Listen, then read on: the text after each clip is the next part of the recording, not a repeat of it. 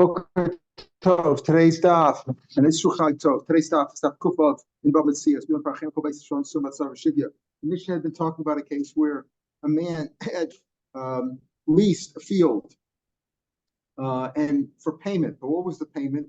The payment was that he was going to make either a fixed amount of money or pay from the grains in the field that he's raising. Then the field was wind blasted or ruined by locusts, whatever. The field was ruined, crop was ruined. So what happens in a case like that? So the Mishnah said that if it only happened to that field, then the lessee is responsible to pay because it's like his mazel. But however, if it was a general epidemic that happened to the whole area, the whole plain, then he's absolved. That's what he said. Rabbi Yehuda added on, if he accepted to pay for cash, cash doesn't get blighted, doesn't get ruined, and there's no bad mazel on that. So if he paid for cash, he has to pay in any event. We'll see you don't paskin like him. All right, so that's the issue. Amrla, so we're at the fourth line on Kufav Amarav. Amrle Zara, let's say the owner told him, the lessor told him, planted with wheat. Bazelhu, the Zara said he planted barley. Bishtada, Ruba the Bagan. Now, most of the plain was also wind blasted, was ruined. A natural epidemic happened to the whole field. And his barley also got ruined. But the problem is he didn't listen to the owner. The owner said the deal was plant wheat, and he planted barley. Everything else, the whole area got ruined too. But does he have a valid complaint and say the whole area got ruined? But on the other hand, you planted barley instead of wheat. You can tell him, hey, you planted wheat. Can the lessee tell the owner, listen, even I had planted wheat, the whole area you see got blighted, got ruined by an epidemic, so wouldn't have made any difference. So you could tell him, the owner could tell him, hey, you planted wheat, have Makayim B, what would have happened? The pasuk that says, Vatigzar Omer Vayakum, and you will decree it, and it will be established for you, would have been established for me. In other words, even though everybody else has got ruined, but I was mispalo on Rashi, would have seen that Rashi, it's an amazing Rashi. If I was mispalo Rosh Hashanah for Chita, not for Sorim. You know why it got ruined together with everybody else's? Because you planted barley instead of wheat. That was the question. So the Gemara, you're right. Probably the halacha would be Mustafa. We say it's probable that the halacha would be the owner could tell him, "Hey, you planted wheat like we bargained. That was the deal." Then this pasuk would have been the coin for me. What pasuk? Pasuk says you will decree it, and it will be established for you. And the light will shine on your path. Take a look at Rashi. We don't usually look at the Rashi and say, look at the Rashi where the lines get narrow, near the top. But take Zoram, whatever you ask from the Creator, from Hashem, Yasa will be done. Vanilo bikashti, Yonis Vadim Kashmir Shemayim, only I've got Rosh Hashanah and Rosh Hashanah, she has to I asked God to help my wheat grow. You went, you made a deal, I made a deal with you, and you plant wheat, you planted barley. That's why it didn't help. That's why you got ruined, even though everybody else has got ruined too. But you had no chance because you planted barley instead of wheat. So you see from here the Parshim say that when you ask from Rosh Hashanah will be Mekuyim. All I asked from Rosh Hashanah was wheat. I didn't ask for barley. So had you planted wheat, maybe that would have been successful. Therefore, the lessee cannot deduct, even though the whole field was blighted and everybody else was too, but he didn't follow the rules. The agreement was to plant wheat, not barley.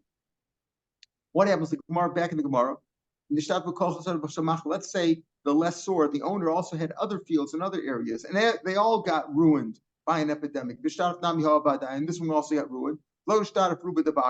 Okay, now what happened was this field that the lessee planted, he planted the right grain, let's say, but it got ruined anyway.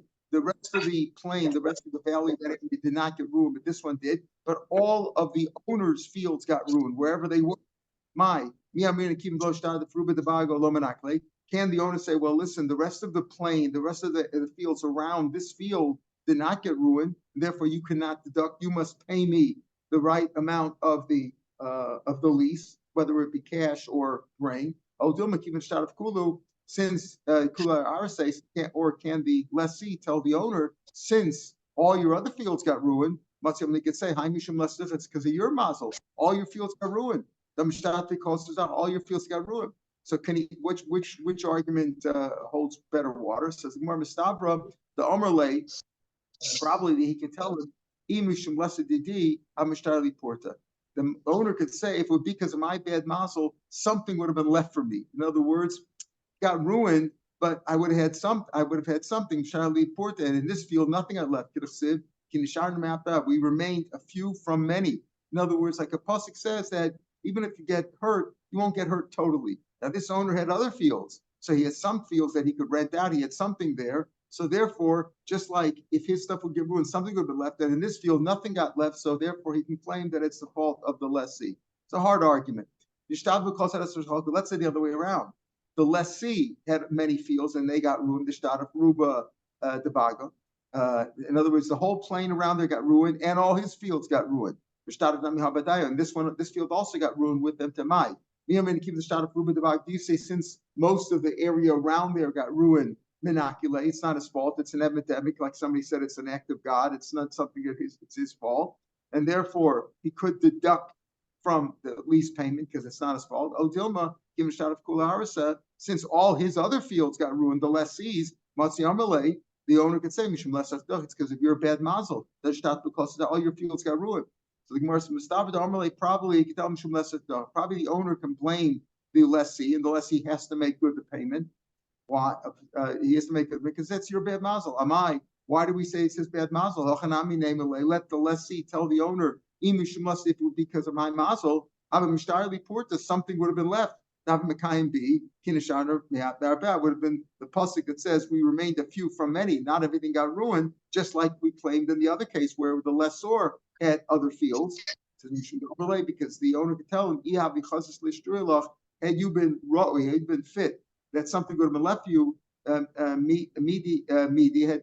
If you had been fit, that something should have remained for you. Something would have been left over from your own fields, your other fields, and nothing was left over from them. So the argument could be made. We said before also that the owner has other fields that he owns, and he says something is left there. So what Tosa says, it's a little bit of a hard argument. Tosa says the owner can say he can still rent out his fields, but the lessee is leasing fields. So it's not his own fields, it's fields that he's leasing, and therefore, or fields that he owns, but nothing was left from them. In the case of the lessor, at least he has this field that he can rent out. So something remains for him, whereas in the case of the lessee, nothing remains for him. A little bit of a hard argument. Pardon? Some of these arguments are hypothetical. Yeah. Well, that's the argument. The argument is the field got ruined. The question is, whose fault is it? Is it your mazel or is it my mazel? That's the argument over here. The Mishnah said if there was a general epidemic in the whole area, the lessee's not responsible. Okay, but the question is, okay, let's say, let's say the lessor's, all his fields got ruined, right? All his fields got ruined. So you could say, well, maybe it's his fault. That's what we said before. In other words, this one got ruined, but all the other ones did that. The ones around it didn't. If all the fields around this got ruined, so you have a good argument. You could say, it's an epidemic. It's not my fault. But let's say all the lessor's fields also got ruined with it. So maybe it's not. You can't blame just an epidemic. Maybe it's the mazel of the machkir, the owner. And the other way around, we just asked, what happens if all the fields got ruined around it, but all the lessee's fields, either he was renting or that he owned, also got ruined. So maybe it's his mazel. These are difficult questions. Meisvei. The rule is, if you sell your field to somebody else, right, and when Yovel is Noe, you cannot redeem it back from the person. In Yovel you get it back, but you can redeem it back for the person based on after 2 years. Based on now, let's say those years, or one of those years, was a year of wind blast or mildew, or it was a year of Shemitah when you couldn't work the field. Oh, there were fields like the years of Eliyahu, when Eliyahu had decreed no rain for 2 years. They had a terrible drought and famine. Those don't count, Elon minion, because it says according to the years of Tfuah. There's no Tfuah in those years. Okay. Shidaf and V'Yiraka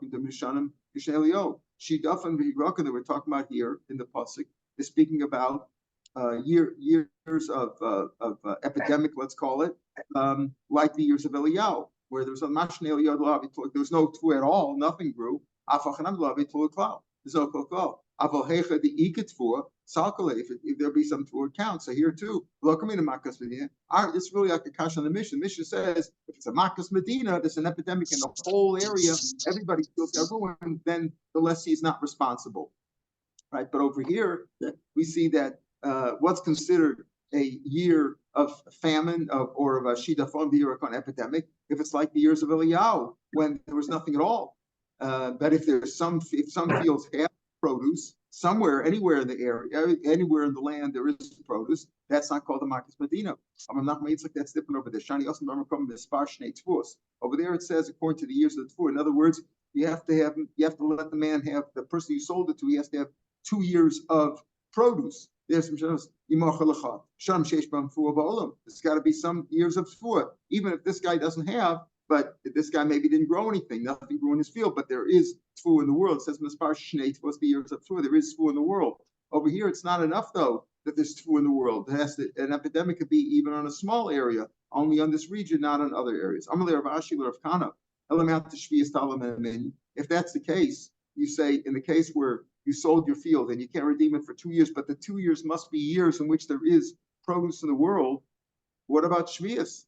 Talmud, that should count. You say over here, the Mishnah said that if it was a year of epidemic or a Shemitah year, that doesn't count. Where there was nothing at all. Well, what do you mean? If you say there's to be tfuos in the world, in Shvius there is tfuos. Shvius you can't work in Eretz Yisrael, but there is in Chutz La'aretz. The amount of Shvius should also count for those 2 years. So you get tfuah b'Chutz La'aretz. Amalei Shvius afgata tamalchasi. That's a royal annulment, meaning Hashem has said Shvius doesn't count, even though there is tfuah in the world. Amalei Mar such a braid Rav Mori Ravina. Now there's another case. If let's say you're makdish your field, when you're makdish your field for the base of Mikdash, you don't redeem it based on its value according to the number of years left until Yovel, but you do it's 50 shekels for the whole period of Yovel, meaning as many years as left to Yovel, it's 1 shekel, or in the Lashon of the Gemara, that's a stela plus a little bit, right? Because it's 49 years. You divide 49 into 50 shekels, and you get 1 shekel plus a little bit, plus a punya.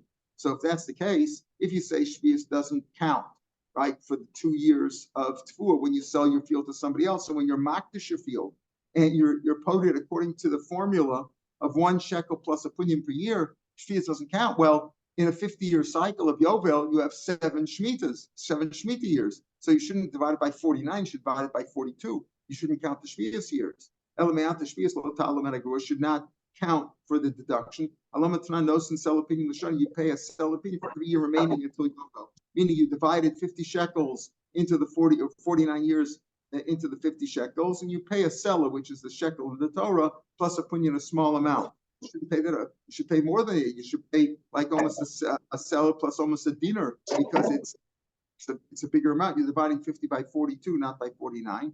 There, it's not. That's not the case, because you count. You're not allowed to plant in Shvius. When you talk about Shvius, you talk about you have to give Shnei Tfuos. When you sell it to somebody else, you have to give him 2 years in the field, years of produce. Even though he didn't have any produce, it might be produce somewhere in the world, but there's years of produce. So Shemitah, though, the issue is Shvita, it's not produce, because you could use the field. They can use the field for spreading out fruits. You're not allowed to plant and harvest, etc. But if you have fruits to dry, you could use them for spreading out. So you can use the field, and basically you could have also used the field. So it is divided by 49. You can't plant the field, you can't harvest, etc. But you can't work the field, but you could use it. You could use the field for drying out fruits. Amar Shmuel. This business say that it was an act of God, it was an epidemic, a makas medina, as the Mishnah calls it, a makas medina. That's only if you planted and it grew, and then the locust came, or the epidemic, the wind blast, ruined the field. Ava lozar, if you didn't plant it at all, let's say I'm not going to plant it this year, it's probably going to be a bad year anyway. Well, then it doesn't count. Then the choker, the lessee, cannot deduct, even if all the fields around it were blighted. The Omerle, he was a rasa, planted it, Makayim B, the following pasuk would have been established for me, meaning I would have been zocha, because it's the pasuk is lo yivoshe beisor, you will not be embarrassed in a time of bad. time of bad, in the years of famine, you will be satiated. As if to say, it could be that there are other fields would have been ruined. Maybe you say, listen, I checked the Farmer's Almanac and it's going to be a bad year. Everything's going to be ruined. But you know what? So I didn't even bother planting. No. The owner could tell him, had you planted, I would have been zocha. There's a pasuk that says, even in a time of famine and poverty, mine would have worked. Oh, that's what he could say. He has to plant. In other words, the choker, the less he can only get off the hook if he planted and he let it grow, and then it got ruined. Master Rav Sheshes, what do you mean? We had this case before. A shepherd was shepherding a bunch of animals. All the year he took a break for lunch. And wild animals, either wolves came or lions came and ruined the sheep or the goats that he was guarding. Einom, we don't say, we don't say, well, it's his fault. Had he been there, he could have saved him. Because maybe you couldn't save him from a lion or a wolf. Ella, we estimate, we assess also, had he been able to save it, then he's chayv him low potter. Because you don't say automatically if he was there, he could have saved. We don't know that. We say if he wouldn't have been able to save it, you're potter. Yeah, why do you say he's potter? Name alay. He could have said he saw some of the Mekayim B. You also, had you been there, had you planted it, just like you said. Oh, he could tell him, had you planted it, even though everybody else was ruined, it was a terrible year, mine would have been successful. Why can't he also say? Why do you say if he wouldn't have been able to save it, it wouldn't? He's off the hook. Why? He could have said, had you been there, the following pasuk would have been established for me, meaning I would have been zocha to let's say a partialness. Gamas Ariv, Gamas Adov, Hika Abdacha. By David and Shaul says, even the lion and the cub, the bear, I was able to smite. In other words, why do you say that we estimate, was this guy capable of fending off the lion or not? Why do you say that? And if he's not capable, maybe if he'd been there, the owner would have been zocha that he would have been knocked off. He would have knocked off the animals. This is Mishum Da'amr. That wouldn't have helped. Mishum Da'amr could tell him. The shepherd there could tell the owner, if you would be roy, even if you would have been zocha to a nace, you wouldn't have needed me there either. If the animals would have been saved by if you're zocha to a miracle, it didn't make any difference if I would have been there or not. You would have a nace. Or if Chanina ben Dosa, the most easy duba b'karnayu. He said over there, that the goats came back and the goats, so to speak, overpowered the bears. They killed the bears. They brought the bears home in their horns. In other words, had you been zocha, can't tell me, had I been there, you would have been zocha maybe to a nace and the animals would have been saved. If you've been zocha to a nace, you wouldn't need me there either. What do you need that for? Gemara says no. The name he could tell him, Nehid, or Nesarabalo, I was saying maybe I'm not fit for a grand miracle, an unbelievable miracle. But Lenisa Zuta, Chazina, maybe I've been roy to that. That's Takakash. In others, we're saying that if you say,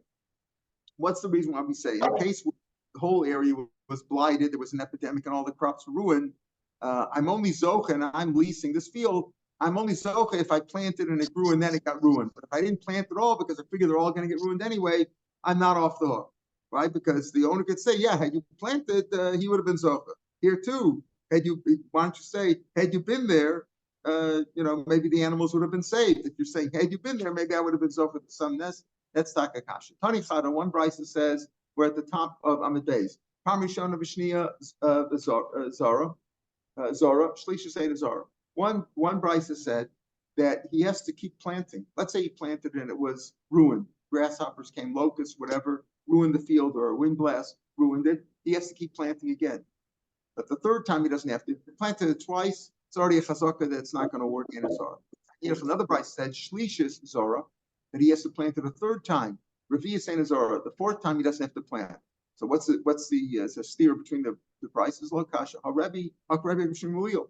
Famous machlok between Rebbe and Shmuel. One is a chazaka, like a woman who marries men and her first husband died, no apparent reason. Her second husband died for no apparent reason. Is she allowed to take a third husband, or is she considered a katlanit? Is she considered a katlanit? So Rebbe says she's considered a murderer after two. Shmuel says three. Famous machlok is a chazaka 2 or is a chazaka 3? So that's the issue over here too. Rebbe Damar betrays him never chazaka. Shmuel Damar the tfasim never chazaka. Shmuel holds that a chazaka is only 3 times. Amr shlakish. Lo shalosh zarav samcha b'achal. Again, this is only if he planted it and it grew, and then the locust came or it got blighted, whatever happened, the wind blast, whatever. But let's say he planted and it didn't grow. Is he still supposed to keep planting? Yeah. The owner could say, you have to keep planting it along. So the Bach points out over here that what about if other people's? He says, Dafka, if the other people in the area, theirs did grow. If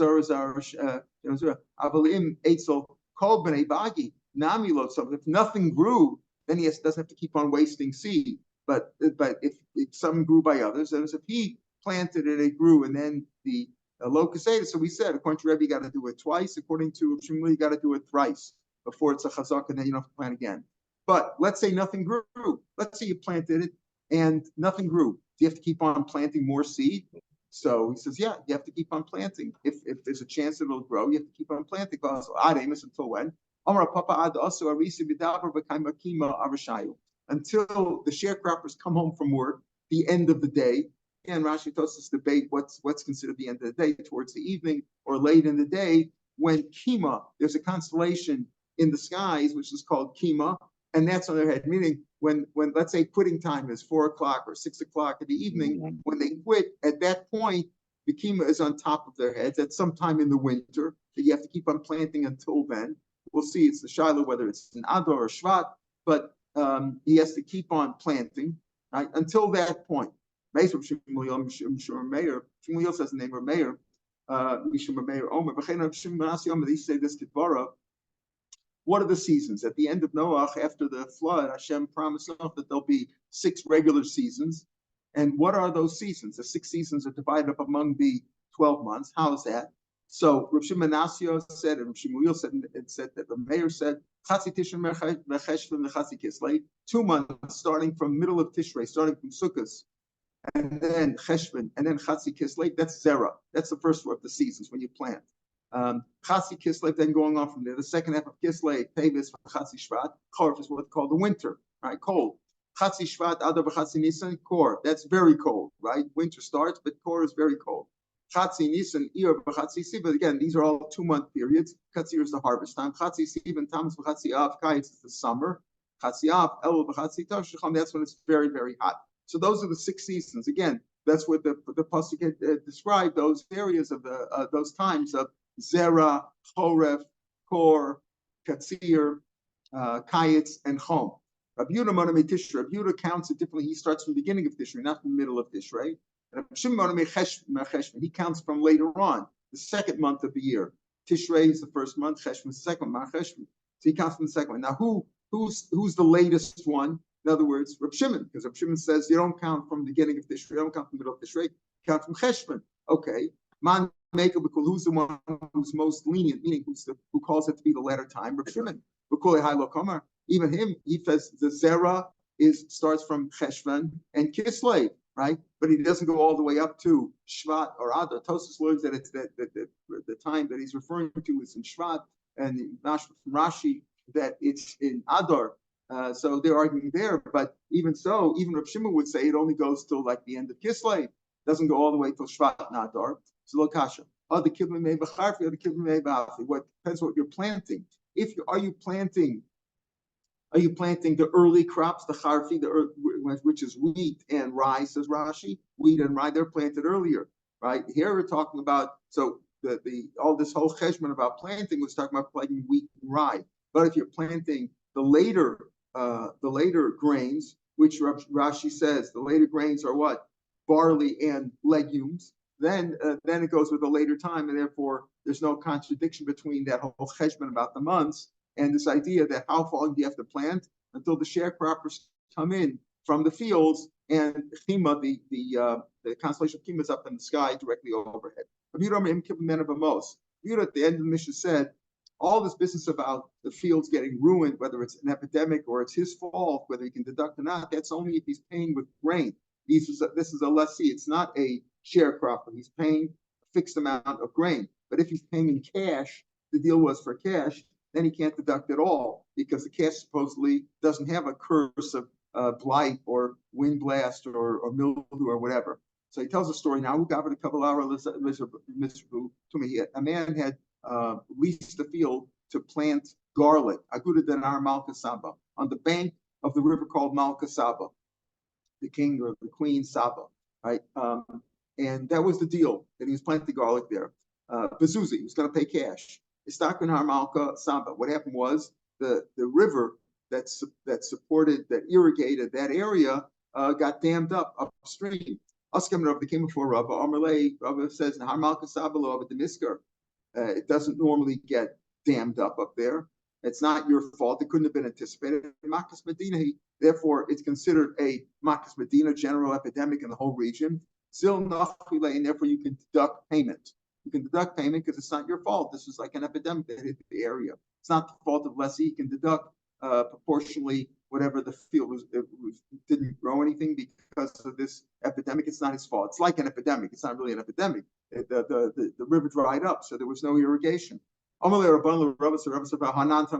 says, if the deal was for cash, not for pieces of garlic or bushels of garlic, whatever, either way, you can't deduct. He can't deduct from the lease amount, the amount that he's supposed to pay. So he answered them. Rabbanan said to Rabba answered the rabbis, lest the chashla Rav Yehuda. Nobody considers Rav Yehuda's opinion. In other words, we don't hold the Rav Yehuda. We hold, it makes a difference if the agreement was to pay with grain or the agreement was to pay from cash. Either way, if there was an epidemic that could not have been anticipated, it's not the lessee's fault. Says the Mishnah, again, here we're talking about a lessee who agreed to pay a fixed amount, but if the lessee was paying the fixed amount of produce from the field that he was working. He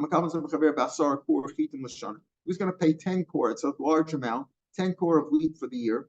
The luxa and the wheat got blighted, got ruined. No, he's got to pay. You can pay from that. Pay from the ruined stuff, right? The ruined stuff. I'm going to pay you 10 kor of wheat from this field. And the field, the wheat got ruined. You know what? He can give him ruined wheat. Let's say it turned out that it was an extra special, a bumper crop of beautiful wheat. Can the lessee say, Lo Yom? Can they say, listen, I'll keep that good wheat for myself. I'll buy 10 kor of wheat from you at the market, which isn't as good. Can't do that. Lo Yom, you can't say Lo Yom Lo. I'm going to buy from the market. I'll give you 10 kor of wheat from there. He's got to give it from the field itself because that was the deal. I'll pay you. I'm going to work the field and I'll pay you 10 kor of wheat from the field. Now, it was not a sharecroppers deal based on percentage. If it's based on percentage, whatever it is, it is. There's no discussion there. Here, the issue is you got to pay 10 kor of wheat. Okay, if nothing grew at all, and it was his own fault that he'd have to make it up. But otherwise, if it grew in the field, he's got to pay for the field. Whatever grew in the field, he's got to pay for that. Who got a story? He leased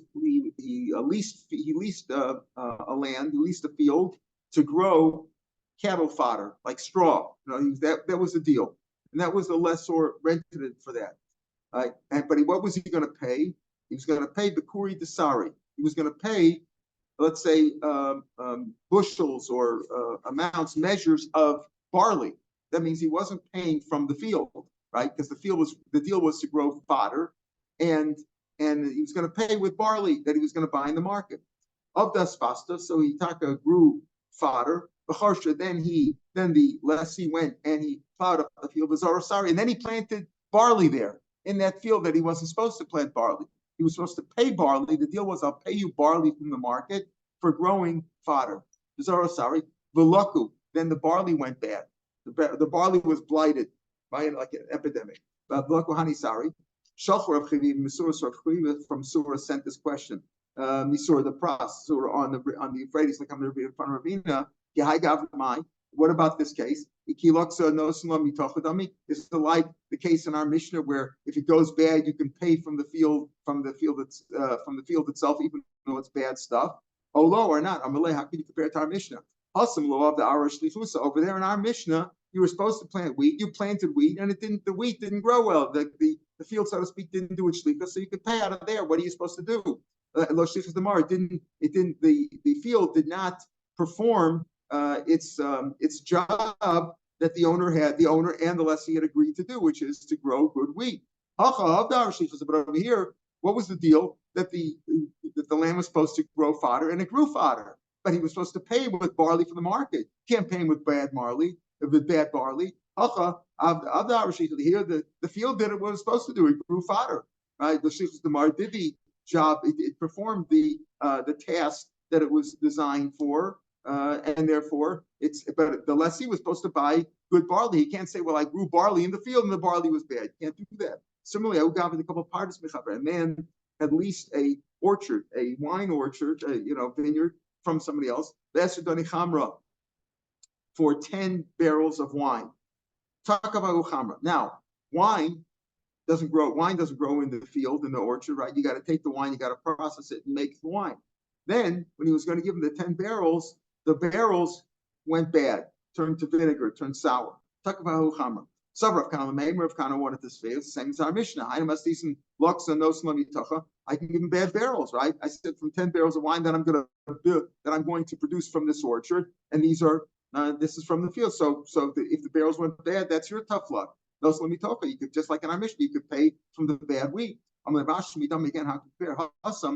Again, in the case of our Mishnah, you were supposed to plant wheat, you planted wheat, but the land didn't produce it correctly, so you can pay from there. That's all there was. But over here, the orchard did what it was supposed to do. You leased the orchard, it grew nice grapes, and then somehow you messed up when you put them when you process them and put them in barrels. Eventually, sometimes they'll go bad in the barrels. You can't pay them with the bad barrels. You're supposed to give them 10 good barrels of wine.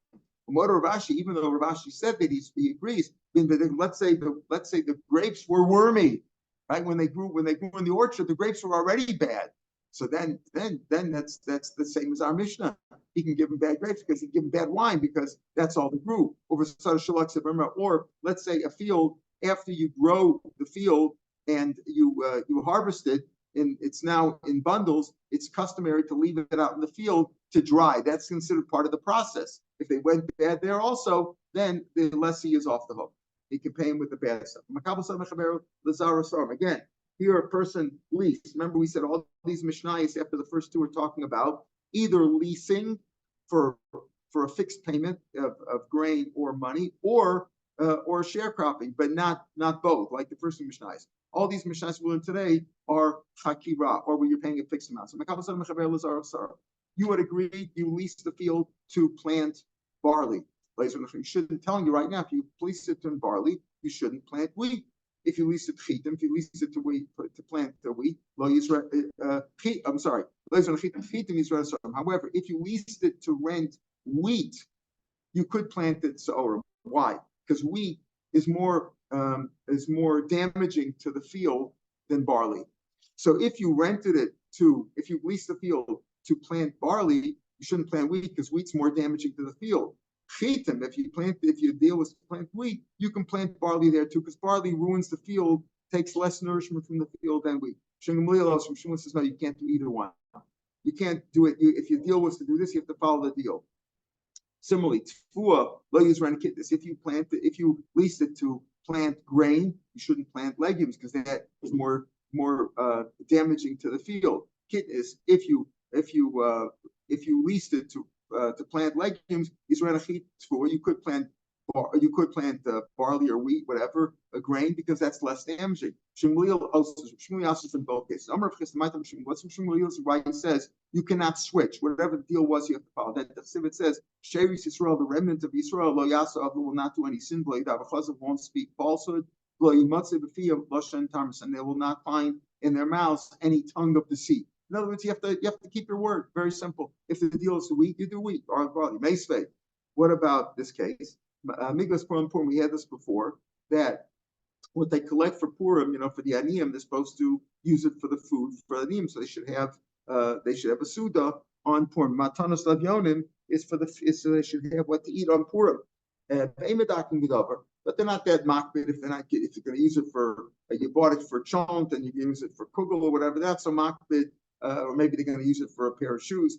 But he cannot, the poor person is not allowed to buy clothes with them like a Ratzul, the sandal. He can't buy a shoestring for his sandals with it because it was made, that the money was given to him for use for food, for his poor meal. Unless that was the agreement to Rebbe, unless they agreed up front that if the ani doesn't need the money for a food, he'd rather for a pair of shoes, that's okay. Shmuel Meir. Yaakov said that name Meir. Shmuel Mako. Shmuel says no. Even though you changed it, even though you gave the poor person the money for the food, if you use it for clothing or for something else, you needed a book, that's also okay. Rashi says, "Afagav the Mashani lo savar the makbid inish midi lo chasabe." Yeah, I gave it for stock anyway. Something I'm not makbid, if the money went for something else. So what do you see over here? That even though the deal was for food, if he changed it, it's okay. So here in our Mishnah, Shmuel says, no, you're not supposed to lie. You took it for food. You shouldn't use it for something else. Here's Mach that he's making. I'm Rabbiah. Rav Shimon. The reason Rav Shimon is not simply because you changed your word. The understanding was you could use it in the case of with the poor person on Purim. The understanding was he'll use it probably for food, but he could use it for something else too. Over here, the reason in our Mishnah, though, why you shouldn't change from chitim to sorim is because it's bad for the field. Tam Rav Shimon can amar, like his Rebbe. Abaye's Rebbe was Rabbah, who raised him in his house. Remember, Rabbah was the Rebbe of Abaye, and Abaye was orphaned, and Rabbah raised him. He calls him whenever Abaye says Mar, he means his Rebbe, Rabbah. Damar Mar, Haiman Denechele, the Titvar Are. Now we're going to explain it first the way Rashi says it. Rashi says, if you want to ruin your field. Now, tikbor means leave the field fallow, right? If you want to ruin your field, what do? Yeah, so lizre shasa achita v'shasa. You should do is 1 year planted with wheat, 1 year with barley. Shasa, right?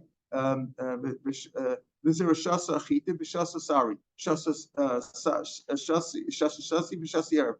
Do 1 year vertically and 1 year horizontally. Don't do the same thing each and every year. Rashi's learning that it's best for the field if you planted the same crop in the same direction every year.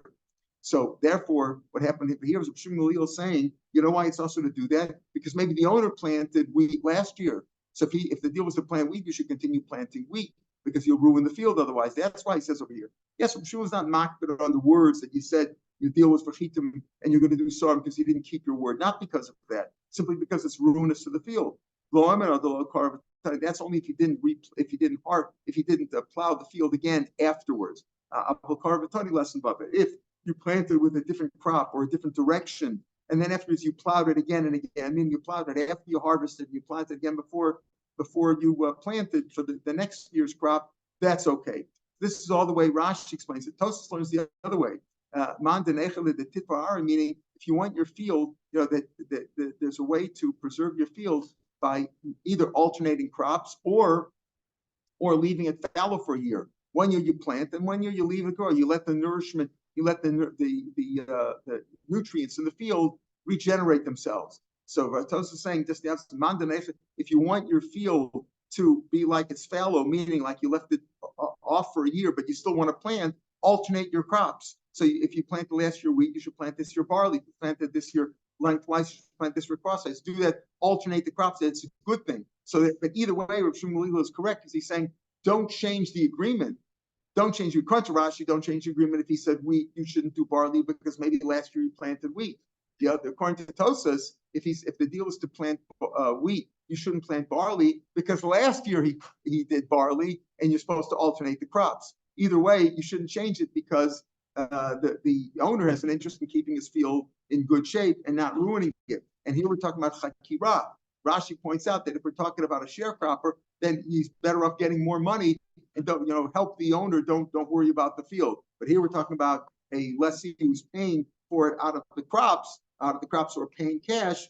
Then he's not entitled to ruin the field. All right, we'll pick him here tomorrow. Mitzvah at the 2,000. Have a good day.